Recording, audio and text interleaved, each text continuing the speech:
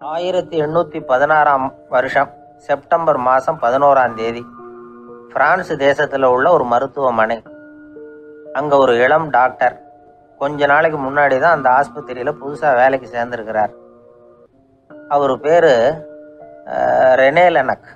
அவர் அன்னைக்கு காலையில் அந்த மருத்துவமனையில் அப்படியே ரவுண்ட்ஸ் வந்துக்கிட்டு இருக்கிறார். வார்டில் ஒரு படுக்கையில் ஒரு இளம் பெண் படுத்திருக்கிறார். அந்த பொண்ணுக்கு இருதய நோயாக இருக்கலாம்ங்கிறது மற்ற டாக்டர்கள் சந்தேகம். அந்த காலத்துல எல்லாம் ஒருத்தருடைய இருதய துடிப்பை தெரிஞ்சுக்கணும்னா நோயாளியின் மார்பில் டாக்டர் காதை வச்சு பார்த்து தான் தெரிஞ்சுக்கிறது வழக்கம். ஆனால் இந்த பெண்ணும் இளம் பெண், அந்த டாக்டரும் புதுசாக சேர்ந்துருக்கிறவர். அதனால் பரிசோதனை பண்ண தயங்கினார். கொஞ்ச நேரம் யோசனை பண்ணார். திடீர்னு ஒரு ஞாபகம் வந்தது அவருக்கு. அதாவது அன்னைக்கு விடியற் காலையில் தோட்டத்தில் அப்படி வாக்கிங் போயிட்டு இருந்தப்போ சின்ன பசங்கள்லாம் ஒரு மரக்கட்டையை வச்சு விளையாடிக்கிட்டு இருந்தாங்களாம். அதை அவர் பார்த்துருக்கிறார். அது என்ன விளையாட்டுனா, ஒரு நீளமான மரப்பலகை, அதில் ஒரு முனையில் ஒரு பையன் தன்னுடைய காதை வச்சுக்கிட்டு இருக்கிறான். மறுமுனையில் இன்னொரு பையன் அந்த மரப்பலகையை ஒரு ஆணியால் கீறிக்கிட்டு இருக்கிறான். ஒரு முனையில் ஆணியால் கீறும் பொழுது மறுமுனையில் காதை வச்சிருக்கிற பையனுக்கு அந்த சத்தம் துல்லியமாக கேட்குது. அந்த டாக்டருக்கு காலையில் பார்த்த இந்த விளையாட்டு ஞாபகத்துக்கு வந்துட்டுது. உடனே என்ன பண்ணார் தெரியுமா? ஒரு நீளமான காகிதத்தை எடுத்தார். அதை அப்படியே உருளை மாதிரி உருட்டினார். ஒரு முனையை அந்த நோயாளியின் மார்பில் இடது பக்கம் வச்சார். இன்னொரு முனையில் தன்னுடைய காதை வச்சார். என்ன ஆச்சரியம்! நோயாளியின் மார்பில் நேரடியாக காதை வச்சு கேட்குறத விட துல்லியமாக கேட்டுது இதய துடிப்பு. இதய துடிப்பு மட்டும் இல்லை, மூச்சு இழுத்து விடுறது, திரவ பொருள்களின் அசைவு, எல்லா சத்தமும் தெளிவாக கேட்குது. கிரேக்க மொழியில் ஸ்டெத்தாஸ் அப்படின்னா மார்பு, ஸ்கோப்பின் அப்படின்னா பார்ப்பதுன்னு அர்த்தம். அதனால் டாக்டர் ரெனே லெனக் தான் கண்டுபிடிச்ச கருவிக்கு ஸ்டெத்தஸ்கோப் அப்படின்னு பேர் வச்சார். அவரே முதல் மாடலையும் செஞ்சார். அளவு ரொம்ப பெருசாக இருந்தது, சுலபமாக எடுத்துகிட்டு போகிறது கஷ்டம். அது அவ்வளோ கஷ்டமாக இருந்தது அது. அதனால் அவரே அதை அப்புறம் 2 பிரிவாக தயார் பண்ணார். இது 2 துண்டையும் டாக்டர் தன்னோட கோட்டு பாக்கெட்டில் வச்சுக்கலாம், தேவைப்படுறப்ப எடுத்து ஒன்றா சேர்த்துக்கலாம். இப்படி தான் அவர் ஆரம்பத்தில் பண்ணார். தன்னுடைய இந்த கண்டுபிடிப்பை பற்றி அவர் ஒரு புத்தகம் எழுதினார். நிறைய விற்றுது, புகழும் பணமும் சேர்ந்தது. பணமும் புகழும் சேர்ந்தது மாதிரியே அவருக்கு ஒரு நோயும் சேர்ந்தது.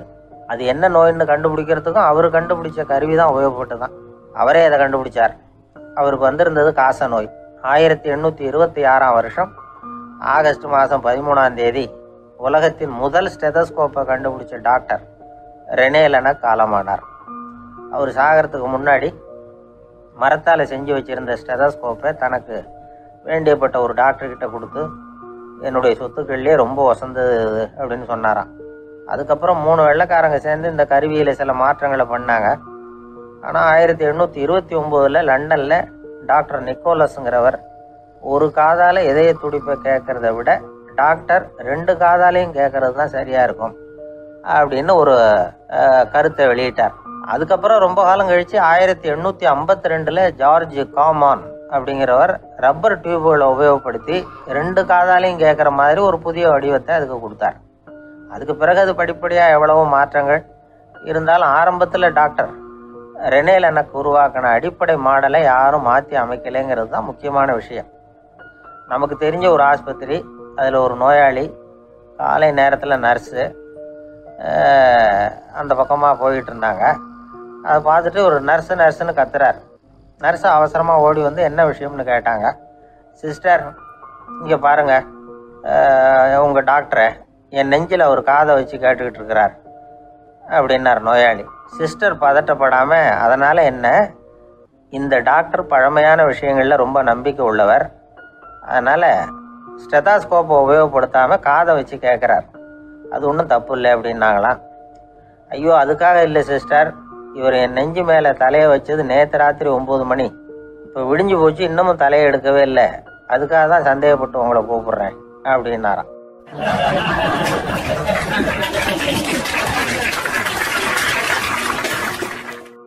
ஐயா, என்னுடைய நூல் வெளியீட்டு விழாவுக்கு அவசியம் நீங்கள் வரணும் அப்படின்னு கூப்பிட்டார் ஒருத்தர். எப்போ வரணும்னு கேட்டேன். அடுத்த வாரம்னார். சரி, புத்தகம் தயாராகிட்டுதா அப்படின்னு. நாளைக்கு தான் அச்சிக்க கொடுக்க போகிறேன்னார். என்னங்க இது, புத்தகம் அச்சிடுறதுக்கு முன்னாடியே அழைப்புதழை அச்சடிச்சு விட்டீங்களே அப்படின்னு கேட்டேன். அதனால் என்னங்க, அந்த காலம் மாதிரி அப்போல்லாம் அச்சுக்கலை எவ்வளவோ முன்னேறியாச்சுங்க. Linotype, monotype, phototype, laser, இப்படி என்னென்னமோ வந்தாச்சு. இன்றைக்கி கொடுத்தா நாளைக்கே புத்தகம் தயார் அப்படின்னார். இப்படி இந்த அளவுக்கு முன்னேறி இருக்கிற இந்த அச்சுக்கலை ஆரம்பத்தில் எப்படி இருந்தது தெரியுமா? அந்த காலத்தில் காகிதம்னா என்னென்னே தெரியாது. அப்படி ஒன்று கண்டுபிடிக்கப்படவே இல்லை. அப்போல்லாம் எதையாவது ஒன்று எழுதணும்னா அதுக்கு ஆட்டு தோலை தான் பயன்படுத்தி இருக்கிறாங்க. கண்ணுக்குட்டி தோல் கூட அதுக்கு உபயோகப்பட்டு தான். ஐரோப்பாவில் இருந்த பாதிரியார்கள் தோலில் எழுதப்பட்ட புத்தகத்தை தயாரிக்கிறதுல ரொம்ப கெட்டிக்காரங்களாம். எகிப்து, அப்புறம் மத்திய தரைக்கடல் ஓரத்தில் உள்ள நாடுகள், இங்கெல்லாம் தோல் தான் எழுதுபொருளாக பயன்பட்டு வந்திருக்குது. ஆனால் நம்ம நாட்டில் ஓலைச்சுவடிகளை எழுத்துக்கு பயன்படுத்தி இருக்கிறாங்க. எழுதுறதுக்கு தோலை பயன்படுத்தினவங்க பிறகு பேப்பரைஸ் அப்படிங்கிற கோரை புல்லை அதுக்கு பயன்படுத்தினாங்களாம். இதெல்லாம் அப்படி கொஞ்சம் கொஞ்சமாக கண்டுபிடிச்சிட்டு வந்திருக்கிறாங்க. அந்த புல்லை கச்சிதமாக நறுக்க வேண்டியது, நல்லா பதப்படுத்த வேண்டியது, அதுக்கப்புறம் அதில் எழுத வேண்டியது, அவ்வளவுதான். பேப்பருங்கிற சொல்லே இந்த பேப்பைரஸ் அப்படிங்கிறதுலேருந்து வந்தது தான். அதுக்கப்புறம் தான் காகிதம் வந்தது. இதை முதல்ல சீன நாட்டில் தான் கண்டுபிடிச்சாங்க. அது வந்த பிறகு அச்சு எந்திரம் கண்டுபிடிக்க வேண்டிய அவசியம் ஏற்பட்டது. அதை கண்டுபிடிச்சவர் ஜெர்மானிய அறிவியல் அறிஞர் ஜான் கூட்டன்பர்க். அச்சுக்கலைக்கு அடித்தளம் அமைச்சவர் அவர் தான். ஜெர்மனியில் மெயின்ஸ் அப்படிங்கிற ஊரில் 1399 பிறந்தார். அவரோட மாமன் ஒருத்தர் உலோக வேலையில் வல்லவர். அவர்கிட்ட அந்த வேலையை கற்றுக்கிட்டார். அதோட வைர கற்களை பட்டை தீட்டுறதுலையும் ரொம்ப தேர்ச்சி பெற்றிருந்தார். இளம் வயசுலேயே சும்மா இருக்க மாட்டாராம். எதை செஞ்சாலும் அதை திறமையாக செய்வாராம். அவர் தான் முதல்ல மர அச்சு எழுத்துக்களை உருவாக்கினார். அது மேலே மை தடவி பிரதிகள் எடுத்தார். அதுக்கப்புறம் உலோக எழுத்துக்கள், முதல்ல காரியம், அப்புறம் இரும்பு, அப்புறம் கலப்பு உலோகம். பிறகு அச்சடிக்கிறதுக்கு எந்திரம் ஒன்றையும் உருவாக்கினார். முதல்ல பைபிள் அச்சடித்தார். 1468 அவர் இறந்து போனார். 16ஆம் நூற்றாண்டில் மேலை நாடுகளிலிருந்து மர எழுத்துக்களை கொண்டுகிட்டு தமிழ்நாட்டில் கிறிஸ்தவ நூல்களை அச்சிட்டாங்க. அப்போல்லாம் அச்சகங்கள் போதிய அளவுக்கு இங்கே இல்லை. அதுக்கு என்ன காரணம்னா, இந்தியர்கள் அச்சகங்களை நடத்தக்கூடாது அப்படின்னு சட்டம். 1835 வரைக்கும் அந்த சட்டம் நடைமுறையில் இருந்தது. இந்த நிலைமையில் அங்கேயும் இங்கேயுமா 1-2 அச்சகங்கள் ஆரம்பமாச்சு. 1713 தரங்கம்பாடியில் லூத்தரன் மிஷன் அச்சகம், அதே ஆண்டில் சென்னையில் SPCK அச்சகம். இது ரெண்டும் தான் இந்தியாவில் முதல்ல தொடங்கப்பட்ட அச்சகங்கள். ஆட்டுத்தோல்லையும் ஓலைச்சுவடியிலையும் எழுதப்பட்ட எழுத்துக்கள் இன்னைக்கு எங்கேயோ போயிட்டுது. ஆனால் நம்ம ஊரில் எழுத்தாளர்கள் நிலைமை தான் ஒன்றும் சொல்லிக்கிறது மாதிரி இல்லை. நம்ம ஆள் ஒருத்தர் சொன்னார், சார், நான் சொந்தத்தில் ஒரு அச்சாபீஸ் வச்சுருந்தேன், இப்போவும் வச்சுருக்கிறேன். அதனால் என்னுடைய படைப்புகளை புத்தகமாக வெளியிடுறதுல எனக்கு ஒன்றும் கஷ்டம் இல்லை. வருஷத்துக்கு ஒரு புத்தகம் எழுதி வெளியிட்டுருவேன். 15 வருஷமாக இலக்கிய உலகத்துக்கு இப்படி சேவை செஞ்சுக்கிட்டு வர்றேன். ஆனால் இந்த வருஷம்தான் வாசகர்கள் எனக்கு பாராட்டு விழா நடத்தியிருக்கிறாங்க அப்படின்னார். இந்த வருஷம் அப்படி என்ன விசேஷம் அப்படின்னு கேட்டோம். இந்த வருஷம்தான் நான் எந்த புத்தகம் எழுதி வெளியிடாமல் இருந்தேன், அதுக்காகத்தான் எனக்கு இந்த பாராட்டு விழா அப்படின்னார்.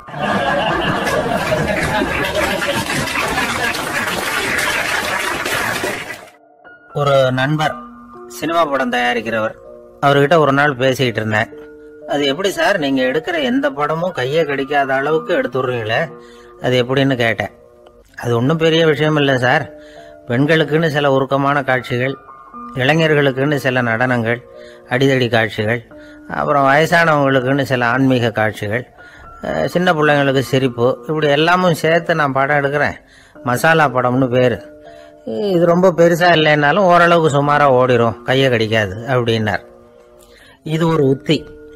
சில பத்திரிகை ஆசிரியர்களும் இந்த உத்தியை கையாளுறது உண்டு. இந்த உத்திக்கு பார்னம் உத்தி அப்படின்னு பேர். பார்னம் எஃபெக்ட் அப்படின்னு சொல்லுவாங்க. அதாவது ஃபீனியஸ் டி பார்னம் அப்படின்னு ஒருத்தர் அமெரிக்காவில் இருந்தாராம். அதாவது 19ஆம் நூற்றாண்டில் அமெரிக்காவில் கொடிகட்டி பறந்த ஒரு சர்க்கஸ் நிறுவனத்தின் அதிபர் அவர். இந்த உலகத்தில் ஒவ்வொரு நிமிஷமும் ஒரு ஏமாளி பறந்துக்கிட்டே இருக்கிறான் அப்படிங்கிறது அவருடைய சித்தாந்தம். ஒவ்வொருத்தரையும் திருப்திப்படுத்துகிற அளவுக்கு அம்சங்களை கொஞ்சம் கொஞ்சமாக கலந்து கேளிக்கை நிகழ்ச்சிகளை நடத்தினது தான் அவருடைய மகத்தான வெற்றிக்கு காரணம். அதனால் அந்த உத்தியை யார் கடைப்பிடிச்சாலும் சரி, அதுக்கு பார்னம் உத்தி அப்படின்னு பேர் வந்துட்டுது. ஜோசியம் சொல்கிறவங்களுக்கும் இந்த உத்தி தான் கை கொடுக்குது. ஒரு விஷயத்த ஒருத்தருடைய கோல் நிலைகள் அல்லது கையெழுத்து நிரூபிக்கிறதாக அவர்கிட்ட சொன்னால் அதை அவர் நம்பிவிடுவார். ஆனால் அந்த விஷயம் நல்லதாக இருக்கணும், நேர்மையானதாக இருக்கணும், அதாவது பாசிட்டிவாக இருக்கணும். 8ஆம் இடத்துல குரு, 9ஆம் இடத்துல சனி, நீங்கள் ஒரு பெரிய மேதை தான் அப்படின்னு சொல்லுவாங்க. கேட்குறவங்களுக்கு அதை மறுக்கிறதுக்கு மனசு வராது. அப்படி சொல்லும் பொழுது கூடவே என்ன கொஞ்சம் முன்கோபம் அதிகமாக இருக்கும், இருந்தாலும் அது உடனே மறைஞ்சிரும் அப்படின்னு சில அற்ப விஷயங்களையும் சொன்னாலும் அதையும் சரிதான்னு சொல்லி ஒத்துக்குவாங்க. ஆளுமையை எடை போடுகிற ஒரு நிறுவப்பட்ட உத்தியின் மூலமாக தன்னுடைய குணாதிசயங்கள் கண்டுபிடிக்கப்பட்டதாக அவர் நம்புறது தான் இதுக்கு காரணம். இந்த மாதம் பணத்தட்டுப்பாடு கொஞ்சம் இருக்கும், உடம்புல ஏதாவது கொஞ்சம் அசௌகரியம் இருக்கும், வீட்டுக்குள்ளே லேசாக மனஸ்தாபம் வரலாம், இது மாதிரி பொதுப்படையாக சிலதை சொன்னாலே போதும், மக்களை நம்ப வச்சுடலாம். இதெல்லாம் நமக்கு மட்டும்தான் ஏற்படுது அப்படின்னு சொல்லி அவங்க நினைக்கிறது தான் காரணம். இதுதான் பாரணம் உத்திங்கிறது. மனிதர்கள் பாராட்டுக்களை விரும்புகிறதும் விமர்சனங்களை வெறுக்கிறதும் பாரணம் உத்தியின் அடுத்த கூறு. அதனால் ஒருத்தருக்கு ஜோசியம் சொன்னாலும் சரி, அவருடைய ஆளுமையை மதிப்பிடுறதாக இருந்தாலும் சரி, அவரை புகழற மாதிரி இருந்தாலும் சரி, அப்படி இருந்தால் தான் அது சரியாக இருக்கும். சாதகமான விஷயங்களை அதிகமாகவும் பாதகமான விஷயங்களை நாசூக்காகவும் சொன்னால் மக்கள் அதை நம்பிடுவாங்க. ஒருத்தரை கருமின்னு சொன்னால் ஏற்றுக்க மாட்டார்.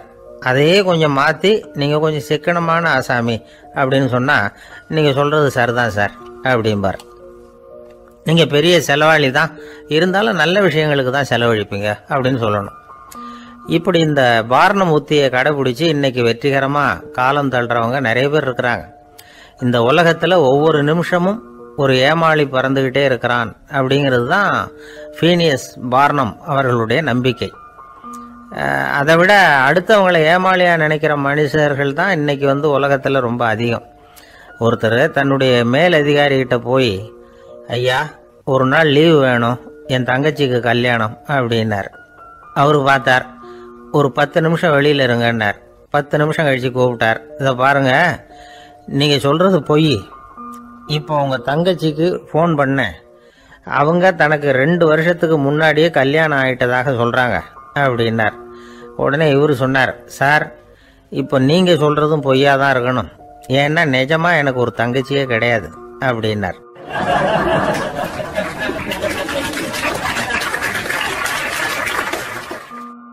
இந்த உலகமே ஒரு நாடக மேடை, நாம் எல்லாரும் நடிகர்கள், இது ஞானிகள் சொல்கிறது. இது ஒரு பக்கம் இருக்கட்டும். இந்த உலகத்துக்குள்ளே எத்தனையோ நாடக மேடைகள், எத்தனையோ நடிகர்கள், எத்தனையோ நாடகங்கள், இதெல்லாம் எப்படி ஆரம்பமாச்சு, அதுதான் இன்றைக்கி தகவல். அதாவது ஆதி மனிதன் பேச ஆரம்பிக்கிறதுக்கு முன்னாடி சைகையாலேயே எல்லாத்தையும் சொல்லிக்கிட்டு இருந்தான். அதனால் அப்போவே நடிப்பு ஆரம்பமாயிடுது.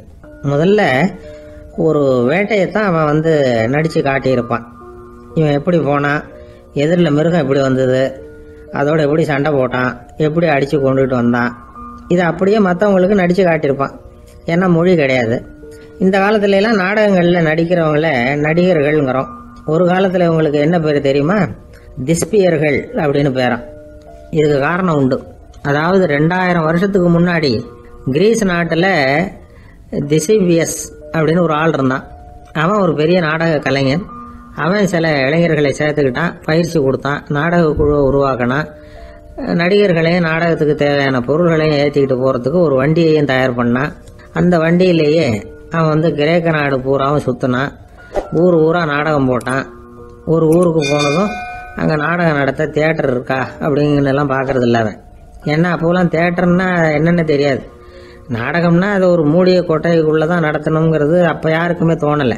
இந்த வண்டி போகும், அதுவே ஒரு பகுதி அப்படியே ஒரு மேடை மாதிரி விரிச்சிக்கும். அதில் ஏறி நின்றுக்கிட்டு நாடகத்தை நடித்து காட்டுவாங்களாம். மக்கள்லாம் எதிரில் தரையில் உட்காந்து அதை பார்த்துக்கிட்டு இருக்கிறது. உலகத்தின் முதல் நடமாடும் தியேட்டர் இது தானே.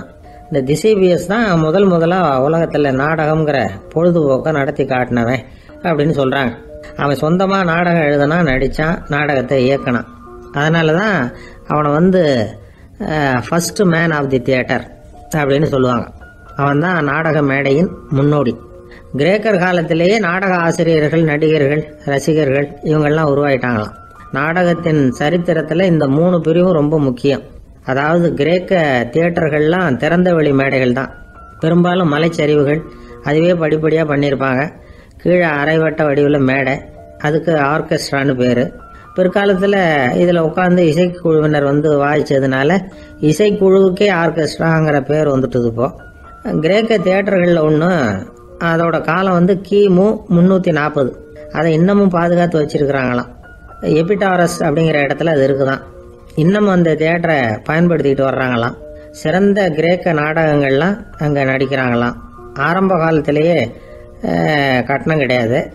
அப்புறம் பின்னாடி தான் நுழைவு கட்டணம்லாம் அப்படியே வந்துட்டு தான். நடிகர்கள் பளபளப்பான ஆடைகள் உடுத்தியிருப்பாங்களாம். இந்த குதிகால் உயர்ந்த காலணிகள் போட்டிருப்பாங்களாம். இதெல்லாம் பழைய குறிப்புகள். பலவிதமான உருவங்களில் மாஸ்க் அப்படின்னு சொல்லப்படுற முகமூடி. அதனால் ஒரே நடிகர் பல வேடங்களில் நடிக்கிறது உண்டான். ஆரம்பத்தில் பெண் நடிகர்கள் கிடையாது, எல்லாம் ஆண் நடிகர்கள் தான். ரோமானியர்கள் தான் முதல் நிரந்தர நாடக மேடையை கட்டினவங்க. அதுதான் முதல் தியேட்டர். கிமு 1048 காலகட்டத்தில் பாம்பிங்கிற நகரத்தில் அதை கட்டியிருக்கிறாங்களாம். கிரேக்க ரோமானிய தியேட்டர்களின் அடிப்படையிலேயே இந்த இத்தாலிய வடிவ அமைப்பாளர்கள் இந்த குதிரை லாட வடிவில் ஒரு ஆடிட்டோரியத்தை உருவாக்கினாங்களாம். இப்படி அதை பற்றி நிறைய தகவல் இருக்குது. 1576 லண்டனில் இந்த வின்ஸ்பர்ரி, அப்புறம் இந்த பில்ட்ஸில், அப்புறம் ஜேம்ஸ் அப்படிங்கிற ஒரு முயற்சியால் தான் இங்கிலாந்தில் முதல் தியேட்டர் உருவாச்சான். அப்படி ஒருத்தர் இருந்தாராம். உலக நாடக மேடையின் வரலாறு இதுதான். அதாவது இப்பெல்லாம் அறிவியல் வளர்ச்சி அதிகமாயிட்டுது. திரைப்படம், தொலைக்காட்சி எல்லாம் வந்தாச்சு. ஒவ்வொரு வீடுமே ஒரு குட்டி தியேட்டர் மாதிரி ஆயிட்டுது. தொலைக்காட்சி முன்னாடி உட்காந்து எழுந்திருக்கவே மனசு வர்றதில்லை. ஒரு அம்மா ஒரு மனோதத்துவ டாக்டரை தேடிட்டு வந்தாங்களாம் இந்த காலத்தில். டாக்டர், எங்கள் வீட்டுக்காரர் எப்போ பார்த்தாலும் டிவி முன்னாடி உட்காந்துக்கிட்டு அதையே வெறிச்சு பார்த்துக்கிட்டு இருக்கிறார், ஒத்து பார்த்துக்கிட்டு இருக்கார், எனக்கு சந்தேகமாக இருக்குன்னாங்களாம். இது மனக்கோளாறு இல்லைங்க, ஆர்வ கோளாறு, அவ்வளவுதான், இதுக்காக பயப்படாதீங்கன்னாரான் டாக்டர். அப்படி இல்லை டாக்டர், டிவி ஓடும் பொழுது நாம் எல்லாம் அதை பார்க்குறோம் சரி, ஆனால் அவர் அப்படி இல்லை, டிவியை நிறுத்தினதுக்கு அப்புறமும் அதையே ஒத்து பார்த்துட்டு உட்காந்துருக்கிறார், அதனால தான் சந்தேகப்பட்டு உங்ககிட்ட வந்தேன் அப்படின்னாங்களாம்.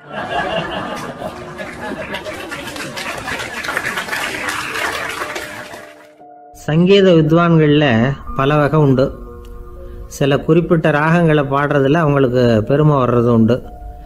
ஆனால் ஒருத்தர் இருந்தார், அவரால் ஒரு ராகத்துக்கே பெருமை வந்தது. அந்த ராகத்தை அவர் வாசித்து கேட்கணும் அப்படின்னு சொல்லுவாங்க. அது என்ன ராகம்னா தோடி ராகம். சரி, அந்த வித்வான் யாருன்னா அவர் தான் திருவாவடுதுறை ராஜரத்னம் பிள்ளை. பேராசிரியர் கல்கி ஒரு சமயம் தம்முடைய பத்திரிகையில் எழுதினாராம். அதை அப்படியே படிக்கிறேன் கேளுங்களேன். ஆகா, ஸ்ரீ ராஜரத்னம் பிள்ளையின் தோடி ஆலாபனையை முதலில் கேட்டபோது அவருடைய கற்பனையை விட்டு தள்ளுங்கள். நம்முடைய மனதில் என்னென்ன இன்பமயமான கற்பனைகள் எல்லாம் உதித்தன. குழந்தை தாயிடம் கொஞ்சம் குரலை கேட்டோம், அன்னை குழந்தையிடம் கொஞ்சம் குரலை கேட்டோம், ரதியும் மன்மதனும் பேசிக்கொண்ட காதல் மொழிகளை கேட்டோம், முருகன் சிவபெருமான் செவிகுளிர மொழிந்த உபதேசத்தை கேட்டோம், கலைமகள் கவிஞனுக்கு அருளிய ஆசி மொழிகளை கேட்டோம், நாரத முனிவருடைய தம்பூரா சுருதியை கேட்டோம், ராவணன் தன் எலும்பை ஒடித்து வீணையாகச் செய்து வாசித்த கானத்தை கேட்டோம், கானப்பறவைகளின் கலகல ஒலியை கேட்டோம், கோலக்குயில்களின் குரல் இனிமையை கேட்டோம். இப்படிலாம் பேராசிரியர் கல்கி விமர்சனம் எழுதியிருக்கிறார்.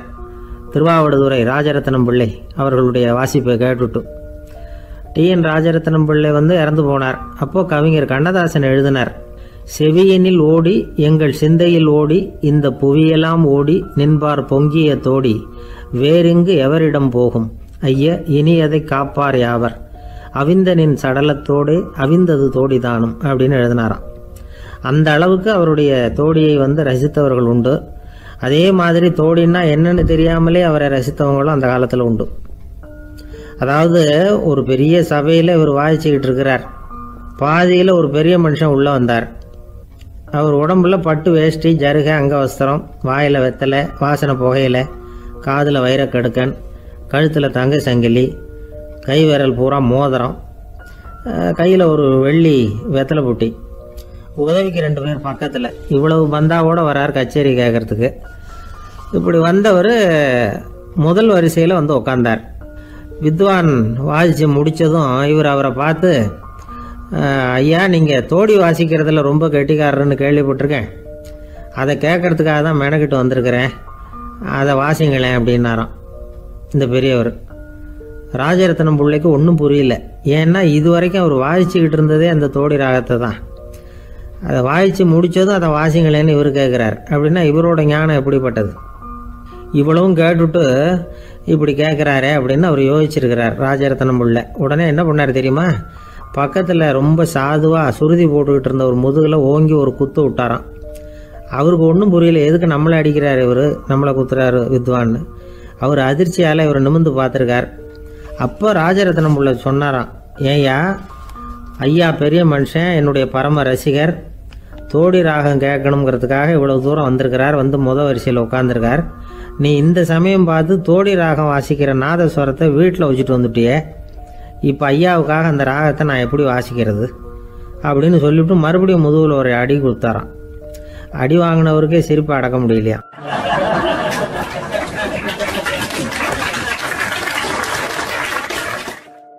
ஒரு பல்கலைக்கழகம், அங்கே ஒரு இலக்கிய பேராசிரியர், அவர் பாடம் நடத்திக்கிட்டு இருந்தார். ராபர்ட் ப்ரௌனிங் எழுதிய கவிதைகளை பற்றி சொல்லிகிட்டு இருக்கிறார்.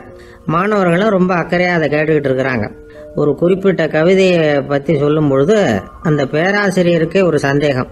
அதாவது அந்த கவிதையின் சரியான அர்த்தம் என்னங்கிறதுல சந்தேகம். பேராசிரியர் யோசனை பண்ணார். அந்த கவிதையை முழுசாக புரிஞ்சிக்க முடியல.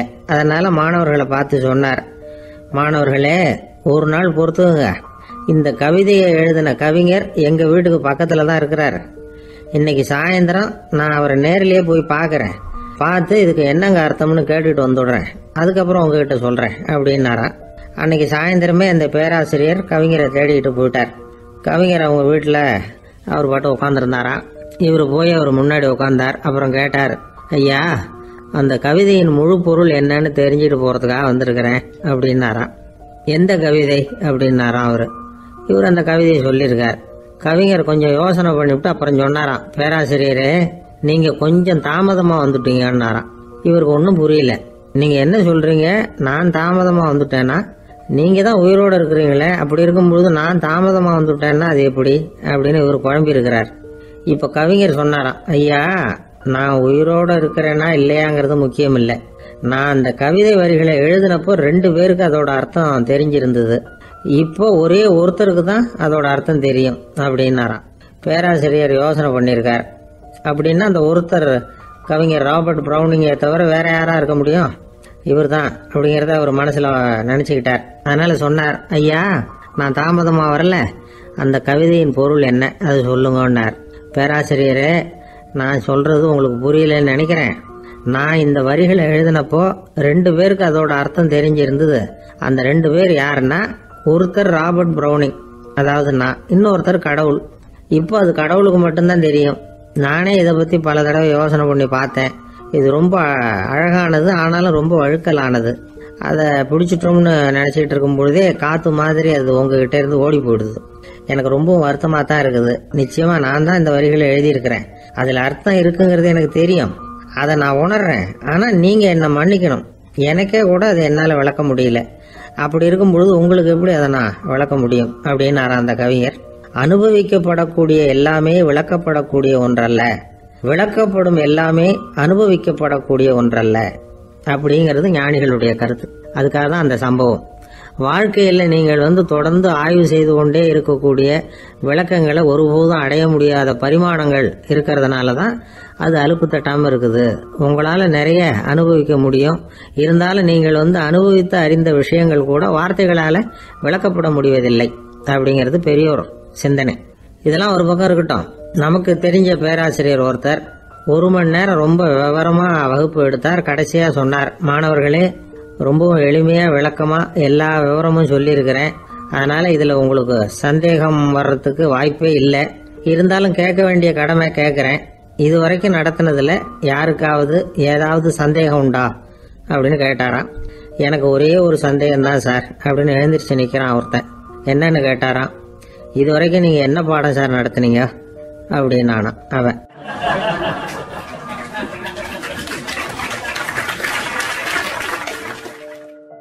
ஒரு பெரிய பியானோ கலைஞர் வியன்னாவில் இருந்தார். ரொம்ப புகழ்பெற்ற இசை கலைஞர் அவர். இங்கிலாந்து மகாராணி விக்டோரியா அவருடைய சங்கீதத்தை கேட்கணும்னு ஆசைப்பட்டாங்க. அவரை அரண்மனைக்கு கூப்பிட்டாங்களாம். பியானோ வாசிக்க சொல்லி கேட்டாங்களாம். இவரும் ரொம்ப பிரமாதமாக வாய்ச்சி காட்டியிருக்கார். உடனே பாராட்டி பரிசுகள்லாம் கொடுத்து அனுப்புனாங்களாம். அந்த இசையை கேட்குறதுல அரசிக்கு ரொம்பவும் ஆர்வம் உண்டு.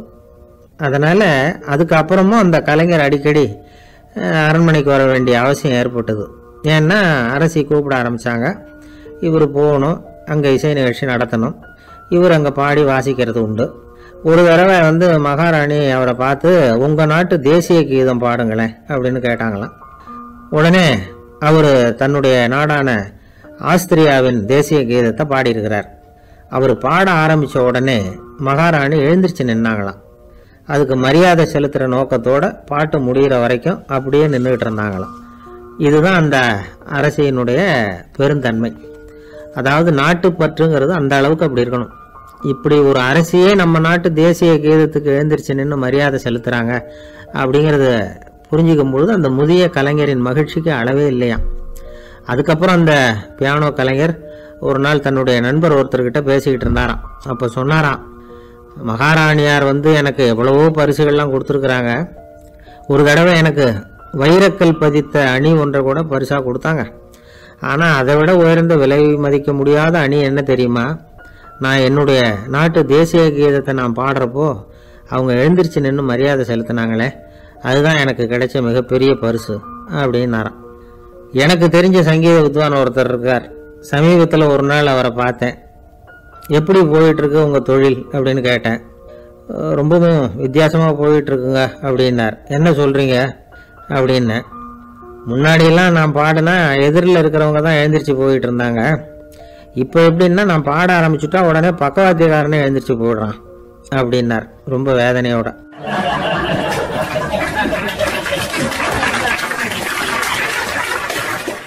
உலகத்தில் எது எதுக்கும் ஆராய்ச்சி கூடங்கள் இருக்குதுல்ல, அது மாதிரி தூக்கத்தை பற்றி ஆராய்ச்சி பண்ணுறதுக்கு ஒரு ஆராய்ச்சி கூடம் இருக்குது. அப்படி ஆராய்ச்சி பண்ணணும்னா அதுக்கு மூழ்கிக்கிட்டு இருக்கணும்ல. அதனால தான் அந்த ஆராய்ச்சி கூடம் இங்கே இல்லை.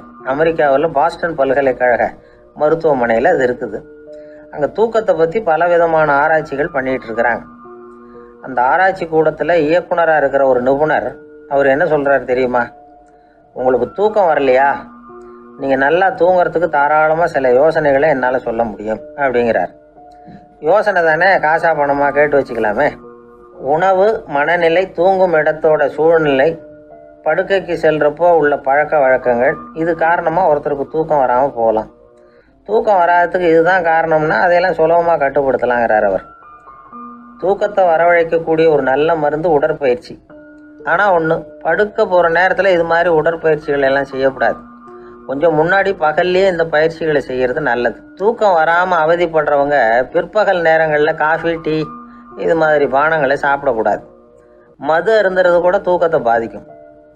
வெது வெதுப்பான நீரில் குளிக்கிறது, தியானத்தில் ஈடுபடுறது, ஓய்வாக இருக்கிறது, படுக்கிறது, அதாவது படுக்கிறதுக்கு முன்னாடி ஒரு கோவலை பால் சாப்பிட்றது, இதெல்லாம் தூக்கத்தை வரவழைக்கிறது ரொம்ப உதவியாக இருக்கும். இன்னொரு விஷயம் என்னென்னா, தூங்கி ஆகணுமேங்கிற கவலை வேண்டியதில்லை. அப்படி நினச்சி கவலைப்படுறதை விட்டுடணும். தூக்கம் வரலையா, உடனே படுக்கையை விட்டு எழுந்திரிக்க வேண்டியது. வெளியில் வாங்க, வேறு ஏதாவது வேலையில் ஈடுபடுங்க, கொஞ்சம் நேரம் உலாவுங்க, அல்லது ஏதாவது ஒரு புஸ்தகத்தை எடுத்து படிங்க. களைப்பு ஏற்பட்டால் மறுபடியும் படுக்கைக்கு போங்க. தூக்கம் தானே வந்துடும். ஒரு விஷயத்தை மட்டும் நல்லா ஞாபகத்தில் வச்சுக்கணும். படுக்கைக்கு போகிறப்போ உங்கள் மற்ற எல்லா பிரச்சனைகளையும் மறந்துடணும். அது எப்படி சார் முடியும்? அந்த நேரம் தானே எல்லா பிரச்சனையும் வரிசையாக ஞாபகத்துக்கு வருது அப்படின்னு நாம் நினைக்கலாம். ஆனால் பழக்கத்தில் அதை நாம் மாற்றிக்க முடியும். கொஞ்சம் முயற்சி பண்ணணும், அவ்வளோதான். இது எல்லாமே ஆராய்ச்சி பண்ணி பார்த்துட்டு அந்த நிபுணர் சொல்கிற கருத்து தான். இன்னொரு விஷயமும் அவர் சொல்கிறார். அது என்னென்னா, உடல் கோளாறு காரணமாக தூக்கம் வராமல் அவதிப்படுறவங்களுக்கெல்லாம் இந்த யோசனைகள் சரியாக வராது அப்படிங்கிறார். அதுக்கெல்லாம் மருத்துவ சிகிச்சை கொடுத்து தான் சரி பண்ணணும். சில பேருக்கு நடு ராத்திரியில் மூச்சு திணறல் ஏற்பட்டு தூக்கம் வராமல் போயிடும். ஊரெல்லாம் தூங்குறப்ப தான் மட்டும் தூங்காமல் மூழ்கிட்டு இருக்கிறது, ஊரெல்லாம் மூழ்கிட்டு இருக்கிறப்போ தான் மட்டும் தூங்குறது, இது மாதிரி கோளாறுகளால் சில பேர் பாதிக்கப்படலாம். கால் தசை முறுக்கிக்கிறதுனால சில பேருக்கு அடிக்கடி விழிப்பு வரலாம். மன அழற்சி காரணமாக சில பேருக்கு தூக்கம் வராது. இது மாதிரி கோளாறுகளுக்கெல்லாம் அதுக்கு தகுந்த மாதிரி சிகிச்சை கொடுத்து தான் சரி பண்ண வேண்டியிருக்கும். எந்த கோளாறும் இல்லாமல் தூக்கம் வரலைன்னா ஆரம்பத்தில் சொன்ன முறைகளை கடைபிடிச்சி பார்க்கலாம். தூக்கம் வந்ததுன்னா யோசனை சொன்ன அந்த நிபுணருக்கு நன்றி சொல்லலாம். ஒருத்தர், ஏன் சார் பஸ்ஸில் தூங்குறது கெட்ட பழக்கமானு கேட்டார். இல்லையே, நான் கூட பஸ்ஸில் போகிறப்ப தூங்கிட்டு தானே போவேன் அப்படின்னார் இன்னொருத்தர். அப்புறம் ஏன் என்ன டிரைவர் வேலை வேணாம்னு வீட்டுக்கு அனுப்பி வச்சுட்டாங்க அப்படின்னாராம் அவரு.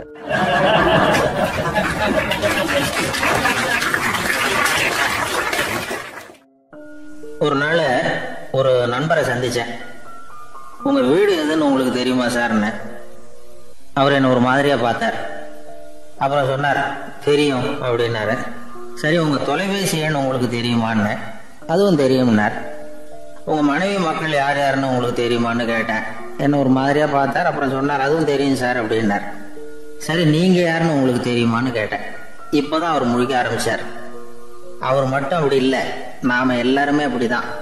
எதிரில் நிக்கிறது யாருங்கிறது தெரியும், நாம யாருன்னு நமக்கு தெரியாது. உண்மையிலேயே நாம யார்? இந்த கேள்விக்கான பதில தான் வாழ்க்கை பூரா நாம தேடிட்டு இருக்கிறோம். புத்தர் என்ன சொல்றாரு தெரியுமா? நீங்க கடவுளை பத்தி கவலைப்பட தேவையில்லை, உங்களை பத்தின கவலை உங்களுக்கு இருந்தா போதும் அப்படிங்கிறார். நான் யார், எனக்கு ஏன் இந்த கவலை அப்படின்னு உங்களை நீங்களே கேட்டுக்குங்க அப்படிங்கிறார். நாம ஏன் கடவுளை படைச்சோம்? அது ஒரு நழுவல் முயற்சியா, அதாவது தன்னிடமிருந்து தானே தப்பிக்கிற ஒரு முயற்சியா. இப்படிதான் அதை சொல்றாங்க அறிஞர்கள்லாம். மக்கள் பொய்யான பிரச்சனைகள்ல ஆர்வமா இருக்கிறாங்க, அதுக்கு தீர்வு காணவும் முயற்சி பண்றாங்க. கடவுளை பத்தி விவாதிக்க எல்லாருக்கும் விருப்பம், தன்னுடைய சுயம் பற்றிய பிரச்சனையே இருக்கிறதில்ல. ஆகக்கூடிய விஷயம் என்னன்னா, கடவுள் சமாளிப்புக்கு பயன்படுத்தப்படுகிறார். மனவியல் என்ன சொல்லுது தெரியுமா? கடவுள், சொர்க்கம், மறுபிறவி இதை பத்தி எல்லாம் பேச ஆரம்பிக்கிறவங்க யார் தெரியுமா? போருக்கு போறவன், துன்பத்துல சிக்கி கஷ்டப்படுறவன், நோய் படுக்கையில விழுந்தவன், இவங்க தான். நாம அனுபவத்திலே பார்க்குறோமே இதையெல்லாம். கடவுளை துணைக்கு கூப்பிடுறவங்க யாருன்னு கவனிச்சு பாருங்க. பரீட்சை எழுத போறவன், வேலை தேடி அலையிறவன், பண நெருக்கடியில் இருக்கிறவன், விபத்துல சிக்கிக்கிட்டவன், இவங்கெல்லாம் தான். தேர்வில் வெற்றி பெற்றதும் அவரை துணைக்கு கூப்பிடுறது இல்லை, வேலை கிடைச்சதும் அவர் துணை தேவைப்படுறது இல்லை. ஏன் இப்படி? கொஞ்சம் யோசனை பண்ணி பாருங்க. துன்பம் வருகிற போது அந்த துன்பத்தை தவிர்க்க வேண்டிய நிலையில அதிலிருந்து நழுவி போறதுக்காக பிரார்த்தனை தேவைப்படுது. எல்லாம் நல்லபடியா நடக்கிறப்போ பிரார்த்தனை செய்யறது இல்லை. புத்தருடைய வழி என்ன தெரியுமா? அந்த வழியில கடவுளும் கிடையாது, பிரார்த்தனையும் கிடையாது. புத்தர் செய்தது இதைத்தான். அதாவது கடவுள்கிட்ட இருந்து மனிதனையும், மனிதன் கிட்ட இருந்து கடவுளையும் அவர் விடுவித்தார். புத்த மதம் என்ன சொல்லுது தெரியுமா? கடவுள் பிரச்சனை அல்ல, மனிதன் தான் உண்மையான பிரச்சனை அப்படின்னு சொல்லுது. உங்களை நீங்க நல்லா தெரிஞ்சுக்கிட்டா போதும், நீங்களே கடவுள் ஆயிடுவீங்க அப்படிங்கிறது தான் புத்த மதம். அதனால நமக்கு தேவை உள்முக பயணம். நான் யார் அப்படிங்கிற கேள்வியோட உள்ள போகணும். அங்க போனாதான் தெரியும் நான் அப்படின்னு அங்க யாருமே இல்லைங்கிறது. இதெல்லாம் புத்தர் சொல்லுகிற ஒரு தத்துவம். தத்துவம்னு சொன்னாவே நமக்கெல்லாம் அதை புரிஞ்சுக்கிறது கஷ்டம்தான். நம்ம பொறுத்த வரைக்கும் தத்துவம்ங்கிறதுல 2 வகை உண்டு. ஒன்று தத்துவம், இன்னொன்று மகா தத்துவம். தத்துவம்னா என்ன தெரியுமா? கேட்குறவங்களுக்கு புரியக்கூடாது, அதுதான் தத்துவம். மகா தத்துவம் என்னன்னா சொல்றவங்களுக்கும் புரியக்கூடாது.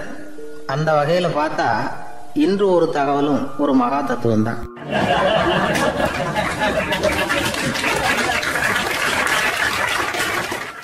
இந்த உலகத்துல நாம நல்லபடியா இருக்கணும்னா அதுக்கு முக்கியமா தேவைப்படுறது 2. ஒன்று செல்வம், இன்னொன்று அறிவு. சரி, இது 2ல சிறந்தது எது அப்படின்னு ஒரு கேள்வி கேட்டா என்ன பதில் சொல்றது? இதே கேள்வியை ஹஸ்ரத் அலி அவர்கள்கிட்ட கேட்டாங்களாம். அவர் ஒரு பெரிய அறிஞர். கேள்வி கேட்டவங்களும் சாதாரண ஆட்கள் இல்லை, இவங்களும் அறிஞர்கள். ஒரு நாள் ஹஸ்ரத் அலி அவர்கள்கிட்ட 10 அறிஞர்கள் வந்தாங்களாம். ஐயா, நாங்கள் 10 பேரும் உங்ககிட்ட ஒரே கேள்வியை தான் கேட்க வந்திருக்கிறோம், ஆனால் எங்கள் 10 பேருக்கும் நீங்கள் தனித்தனியாக பதில் சொல்ல முடியுமா அப்படின்னு கேட்டிருக்காங்க. அதாவது அவங்க ஒரே கேள்விக்கு இவர்கிட்ட இருந்து 10 விதமான பதில் எதிர்பார்க்குறாங்க. சரி கேளுங்க, என்ன கேள்வி அப்படின்னார் அவர். அப்போ தான் அவங்க கேட்டாங்களாம், செல்வம், அறிவு இது 2ல சிறந்தது எது? இதுதான் கேள்வி. ஹஸ்ரத் அலி என்ன பண்ணார் தெரியுமா? அவங்கள ஒவ்வொருத்தராக கூப்பிட்டார், ஒவ்வொரு விதமான பதிலை சொல்லி அனுப்புனார். முதல்ல ஒருத்தரை கூப்பிட்டார், சொன்னார், அறிவுங்கிறது தீர்க்கதரிசிகள், ஞானிகள், மகான்கள் இவங்களோட பரம்பரை சொத்து. ஆனால் செல்வம்ங்கிறது கொடுங்கோலரின் ஆயுதம், அதனால் அறிவு தான் சிறந்தது அப்படின்னார். 2வது ஆளை கூப்பிட்டார், உங்ககிட்ட செல்வம் இருந்தால் நீங்கள் தான் அதை காப்பாற்றணும், ஆனால் அறிவு வந்து உங்களை எப்பவும் காப்பாற்றும். ஆகவே அறிவு தான் சிறந்தது அப்படின்னார். மூணாவது ஆளை கூப்பிட்டார். செல்வந்தனுக்கு எப்போதும் விரோதிகள் அதிகம், ஆனால் அறிஞனுக்கு நண்பர்கள் அதிகம், அதனால் அறிவு தான் சிறந்ததுன்னார். அடுத்தவரை கூப்பிட்டார். செல்வம் அடுத்தவங்களுக்கு கொடுக்க கொடுக்க குறையும், ஆனால் கல்விங்கிறது அதிகரிச்சுக்கிட்டே வரும், கொடுக்கறதுனால குறையாது, அதனால் அறிவு தான் சிறந்ததுன்னார். இன்னொருத்தரை கூப்பிட்டார். அறிவுள்ளவன் எப்பவும் வந்து அதை அடுத்தவங்களுக்கு வாரி வழங்கிக்கிட்டே இருப்பான், அதனால் அவங்ககிட்ட தாராளத்தன்மை இருக்கும், ஆனால் செல்வந்தன்கிட்ட கஞ்சத்தனம் தான் இருக்கும், அதனால் அறிவு தான் சிறந்ததுன்னார். ஆறாவது நபரை கூப்பிட்டார். செல்வத்தை வந்து கள்வர்கள் திருடிட்டு போக முடியும், ஆனால் அறிவை வந்து அப்படி திருடிட்டு போக முடியாது அப்படின்னார். ஏழாவது நபரை கூப்பிட்டார். செல்வம் வந்து கால ஓட்டத்தில் அழிஞ்சிரும், ஆனால் அறிவை வந்து கால ஓட்டம் ஒன்றும் பண்ண முடியாது, ஆகவே அறிவே சிறந்ததுன்னார். எட்டாவது ஆளை கூப்பிட்டு சொன்னார். செல்வத்துக்கு எப்பவும் எல்லை உண்டு, நிறைவு உண்டு, அளவு உண்டு, கணக்கு உண்டு, ஆனால் அறிவுக்கு அப்படிப்பட்ட எல்லை எதுவும் கிடையாது, அதனால் அதுதான் சிறந்ததுன்னார். அடுத்தவனை கூப்பிட்டார். செல்வம் வந்து உள்ளத்தில் உள்ள ஒளியை வந்து போக்கிவிடும், இருட்டை உண்டாக்கிவிடும், விரிந்த மனப்பான்மையை வந்து குறுகலாக்கிவிடும், ஆனால் அறிவு அப்படி இல்லை, இருண்ட உள்ளத்தில் ஒளியை பாய்ச்சி அதை விசாலப்படுத்துது, அதுதான் சிறந்ததுன்னார். கடைசியாக 10வது நபரை கூப்பிட்டார். செல்வம் வந்து மனசில் செருக்கை உண்டாக்குது, ஆணவத்தை ஏற்படுத்துது, அதனால் நானே கடவுள்னு நினைக்கிற அளவுக்கு மனுஷனை வந்து தாழ்த்தி விடுது, ஆனால் அறிவு வந்து பணிவையும் பண்பாட்டையும் வளர்க்குது, அதனால் அறிவு தான் சிறந்ததுன்னார். ஆக இப்படி 10 பேருக்கும் 10 விதமாக பதில் சொன்னது மூலமாக ஹஸ்ரத் அலி அவர்கள் அறிவு தான் செல்வத்தை விட சிறந்தது அப்படிங்கிறதுக்கு 10 காரணங்களை சுட்டி காட்டியிருக்கார். அந்த அறிஞர் 10 பேர் கேட்ட ஒரே கேள்விக்கு 10 பதில் சொன்னார். நமக்கு வேண்டிய ஒருத்தர் 10 பேர் கேட்ட கேள்விக்கு ஒரே பதில் சொல்லி சமாளித்தார். கேள்வி என்ன தெரியுமா? என்கிட்ட வாங்கின கடனை எப்போயா திருப்பி கொடுக்க போகிற? இதுதான் அந்த 10 பேரும் கேட்ட ஒரே கேள்வி. இந்த மாதம் 26ஆம் தேதி தந்துடுறேன் அப்படிங்கிற ஒரே பதில் சொல்லி அவ்வளவு பேரையும் இவர் அனுப்பி வச்சுட்டாராம். எல்லாரும் போனதுக்கப்புறம் இவரை தனியாக கூப்பிட்டு கேட்டிருக்கிறாங்க. அது என்ன சார் கணக்கு, 26ஆம் தேதி அன்னைக்கு என்ன அதிசயம் நடக்க போகுது அப்படின்னு கேட்டிருக்காங்க. அதிசயம் அன்னைக்கு இல்லை, அதுக்கு நாளே நடக்க போகுதுன்னாராம். விவரமாக சொல்லுங்கன்னு இருக்காங்க. வேற ஒன்றும் இல்லைங்க, 26ஆம் தேதி தானே எல்லாரையும் வர சொல்லியிருக்கிறேன், அதுக்கு நாளே நான் புறப்பட்டு தலைமறைவாயிட போகிறேன் அப்படின்னாராம் ரொம்ப பெருமையாக.